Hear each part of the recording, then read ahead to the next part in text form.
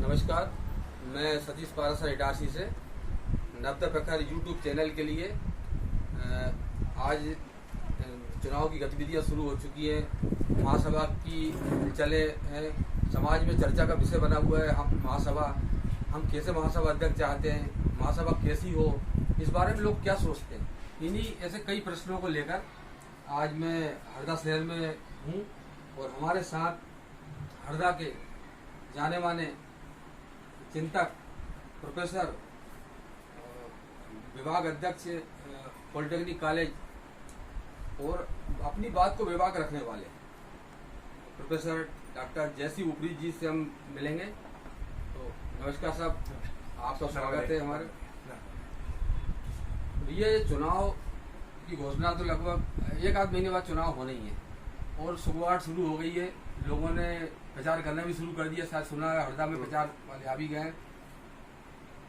लेकिन हम चुनाव पद्धति कैसी हो ताकि हमारी समरसता बनी रहे, एकरूपता बनी रहे, क्योंकि चुनाव के बाद बड़े विवाद होते हैं और चुनाव के बाद हमारा समाज की जो ढांचा वो हिल जाता है। तो ऐसा क्या हो ताकि हम चुनाव अपनी एकता बनी रहे, अपनी चुनाव ऐसी पद्धति क्या हो? जैसे देखिए, ये बात सर्वविदित है कि पिछले चुनावों के बाद सामाजिक समरसता को कई हद तक ठेस पहुंची। इसके लिए कौन जिम्मेदार है, ये मैं इसके गहराई में जाना नहीं चाहूँगा। लेकिन उन सब को देखते हुए मेरा अपना निजी सोच ये है कि होना ये चाहिए कि यदि पिछली बार निवाड़ी या मालवा क्षेत्र से हमारे अध्यक्ष महोदय बने, तो इस बार वाड़ा क्षेत्र का व्यक्ति अध्यक्ष के लिए उसका नाम प्रस्तावित किया जाए और वो नाम प्रस्तावित करे निवाड़ क्षेत्र का और उसका समर्थन करे मालवा क्षेत्र का। तब लोगों को ऐसा लगेगा कि हाँ, ये पूरा समाज एक है और व्यक्ति निर्विरोध चुने जाए। तो ये सब चीजें मतलब इस बार वो बड़प्पन दिखाए, वो खुद नाम अपना सही करे और निर्विरोध चुनाव हो जाए। ये समाज की एकता के लिए बहुत जरूरी है। अच्छा, ये अध्यक्ष कैसा चाहते हैं, कैसा अध्यक्ष होना चाहिए, उसमें क्या गुण विशेष हो? समाज का अध्यक्ष, चूंकि हमारा समाज बहुत बुद्धिजीवी है और आज से 100-125 साल पहले जहाँ तक पुराने सम्मेलनों का इतिहास है, तो हमारा समाज नारी शिक्षा के प्रति पूरे हिंदुस्तान में मेरे ख्याल से अग्रणी रहा है, जिसने नारी शिक्षा की बात की थी आज से 100 साल पहले। और आज भी हमारी समाज बहुत शिक्षित समाज है और हमने लोगों को दिशा और दशा बदलती गांव से लोगों को लाला के हमारे पुराने लोगों ने पढ़ाया है। उनको आज बड़े बड़े पदों पर रिटायर हो गए हैं, गैर समाज के लोग भी। और ऑन द अदर हैंड हम ये देखते हैं कि आज की स्थिति में हमारी समाज का ही युवा सबसे ज्यादा बेरोजगार है और सबसे ज्यादा दिशाहीन है, जिसको की जरूरत है आज मार्गदर्शन की और रोजगार की। तो मैं समझता हूँ कि समाज का व्यक्ति इतना प्रभावी होना चाहिए कि जिसका न केवल समाज में प्रभाव हो बल्कि दीगर समाजों में भी वो इतना प्रभाव छोड़े, दूसरे क्षेत्रों में भी इतना प्रभाव छोड़े, उसका अवमंडल इतना प्रभावी। ये बात है। तो ये इस समय समाज में एक जो विघटन की बड़ा मुद्दा चल रहा है, जहाँ देखो वहाँ किसी का तलाक हो रहे हैं, किसी की लड़की परेशान है, किसी का लड़का परेशान है। मतलब ये कारण आखिर क्या कारण होगा? पहले हमारे कैसी भी लड़की ले आते थे, हम उसको निभाते थे। आज से निभाने की परंपरा खत्म होगी। साल भर 6 महीने में हर जगह लड़कियां हैं, किसी का कोई लड़का परेशान है, रोज के तलाक के केस चल रहे हैं, दहेज प्रताड़ना केस चल रहे हैं। तो मतलब ये समाज अब कहाँ जा रहा है? तो इसका कोई उपाय हो सकता है आपके? देखिए, यदि हम क्या करें, पुरानी उस पर जाएं तो आज भी हमारी समाज में ऐसे बुजुर्ग हैं जिनके यहाँ वो बुजुर्ग जोड़ा है यहाँ कि जो कहते हैं भैया हमने तो हमने देखी नहीं, जो घर वालों ने जो तय किया और उन्होंने पूरी जिंदगी निभाई और उनकी पीढ़ियां आगे आने वाली हो गई। और उसी घर में, उसी जगह, उसी संस्कारिक परिवार में आज हम देखेंगे तो कई बार ऐसे उदाहरण देखने को मिल जाएंगे कि जिनके यहाँ अंतर्जातीय विवाह हुए हैं और उसको धीरे धीरे लोगों ने मान्यता दे दी है या स्वीकार्यता दे दी, जो भी परिस्थितियां रही हो।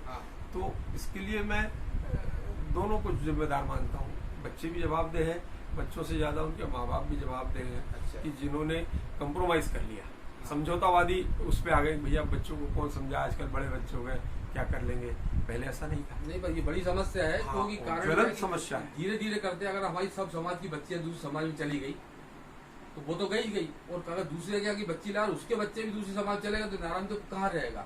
तो ये तो बहुत सोचने वाला विषय है। इसको रोक लगाने के लिए अपन बहुत जरूरी क्या कर सकते हैं ताकि इस पर रोक लगे, मतलब ऐसा क्या करें ताकि पाराशर जी आपने बहुत अच्छी बात कही। इसके लिए दो बातें हैं।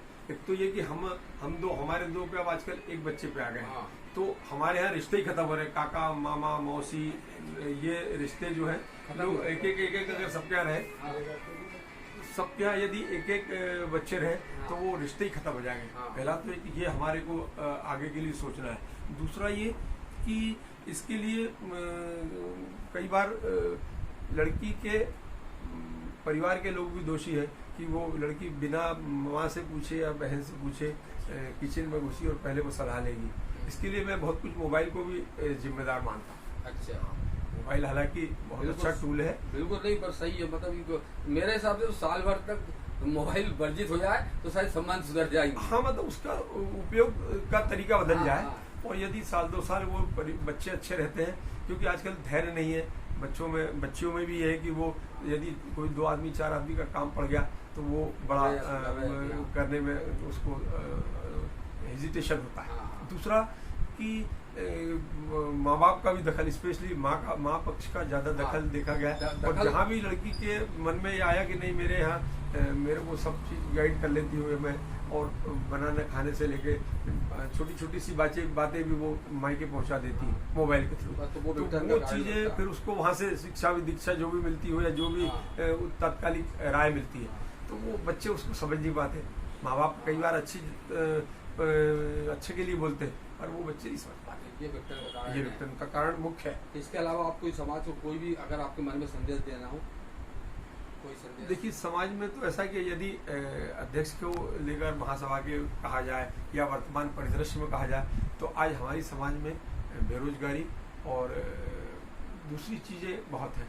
तो मैं ये चाहता हूँ कि आपने बहुत अच्छा प्रश्न उठाया और मुझे बोलने का मौका दिया और मेरे विचार सुने, तो मैं आपके माध्यम से पूरी समाज को ये संदेश देना चाहता हूँ कि महासभा के रूप में और सामाजिक रूप में भी हम समरसता बनाने के लिए हमारे बच्चों को क्षेत्रीय स्तर पर सुदृढ़ करें।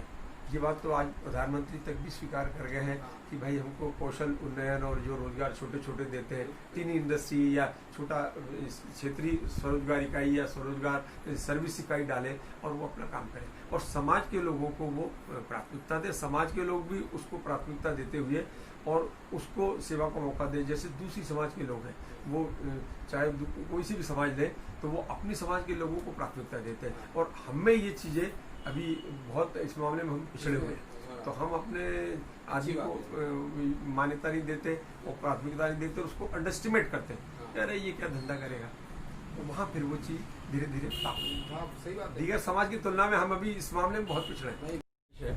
तो आगामी महासभा अध्यक्ष इस बात को प्राथमिकता देते हुए जैसे 5 पॉइंट 10 पॉइंट 20 पॉइंट ऐसे कोई प्रोग्राम बनाए और इकाईवार वो चीज़ों को इम्प्लीमेंट करें, उनका क्रियान्वयन करें, तो निश्चित रूप से हमारी समाज में अभी जो बेरोजगारी है बच्चों में वो कम हो और हमारा समाज उन्नतशील तो है ही, पर हम दिख नहीं रहे हैं। मानसिक रूप से उन्नत हैं तो वो दिखना भी चाहिए। आर्थिक रूप से हमारी उन्नति दूसरे समाजों की तुलना में बहुत कम है। हम संतुष्टि जीव के रूप में माने गए हैं, पर आज प्रतिस्पर्धा के दौर में ये चीजें स्वीकार्य नहीं है। आपको कोई मान्यता नहीं देगा दीगर रूप से या ना कोई राजनीतिक रूप से आपको देगा, तो हमारी सामाजिक पहचान होना चाहिए और वो पूरा दायित्व महासभा के अध्यक्ष का है। ऐसा व्यक्ति प्रभावी रहे जो समाज को भी ऊंचा उठाए। ठीक है, बहुत बढ़िया बात की है, धन्यवाद उपरीत जी। और आप पूरा परिचय में एक परिचय देना तो भूल ही गए, जो सबसे बड़ा परिचय है इनका, कि एक घर है पूरे नारंगी समाज में जहाँ लगातार 11 सालों से नियमित रूप से बगैर कोई नागे के शाम को विश्व पाठ होता है, पूरे समाज के लोग आते हैं। ये अपने आप में एक मिसाल है, 11 साल से लगातार। और आज किस्मत से आज 11 के दिन, आज विष्णु भगवान के दिन में यहाँ बैठा हूँ और अब भी मैं आया उसके पहले पार्टी चल रहा था। ये अपने आप में बहुत बड़ी, इसके लिए मतलब बहुत बहुत बधाई है। आपका परिवार मतलब धन्य है, भगवान की मेहरबानी आपके ऊपर है। और सामाजिक लोगों का, आप सब लोगों की सद्भावनाएं हैं। आप प्रत्यक्ष या अप्रत्यक्ष रूप से भी हमारे प्रति इतना भाव रखते हैं जो हमारे को आगे बढ़ाता रहता है और हमारे को प्रेरणा देता रहता है। पाराशर जी, हाँ। मैं आपको आपने मेरे निवास पर आकर मुझे मेरे विचार जाने, तो मैं आपका विशेष आभारी हूँ। और आप साथ ही नर्मदा प्रखर के भाई शैलेंद्र पारे जी का भी आभारी हूँ। उनकी सोच को मैं नमन करता हूँ कि जिन्होंने इस चीज़ को अपने विचारों को सबको व्यक्त करने का मौका दिया, और ताकि लोग इससे आगे समाज का रूप कैसा हो अपनी मानसिकता भी बनाए और अपने विचार आगे भी रखें और हमारा समाज सुदृढ़ हो। इसके लिए पुनः शैलेंद्र पारे जी को बहुत बहुत बधाई। बहुत बहुत आपका भी धन्यवाद। और ये थे हमारे जयसी उपरीत जी, जिनसे हमने उनके विचार जाने। अब मिलते हैं अगले YouTube चैनल में किसी और शख्सियत से। तब तक के लिए नर्मदे हर।